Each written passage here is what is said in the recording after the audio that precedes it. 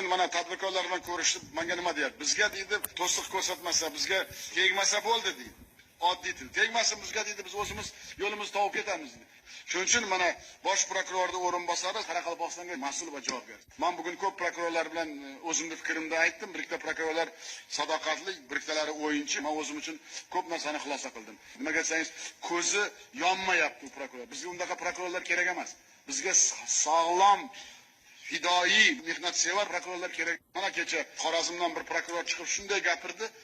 Men u bilan uzoqdan suhbat qildim, kim majlisda bo'lgan bo'lsa. Ko'zdan ko'rdim u fidoyi. Nima uchun men odamlar bilan uchrashaman? Men odam izlayman.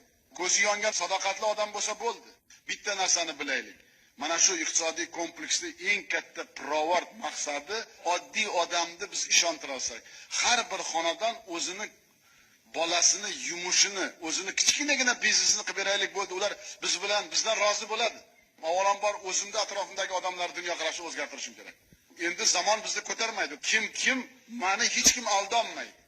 Men hamma bosh vazir o'rinbosarini nima qilganini hammasini bilaman. Bu hayot mamotimiz hal bo'lyapti. Hayotimiz, ertaga odamlarimiz qaytib kelish kerak. Chet elda yurtdi odamlarimiz kelish kerak. Ishonsa agar tekstil bo'lyapsa, keladi hammasi. Menga kredit beryapsiz, keladi hammasi.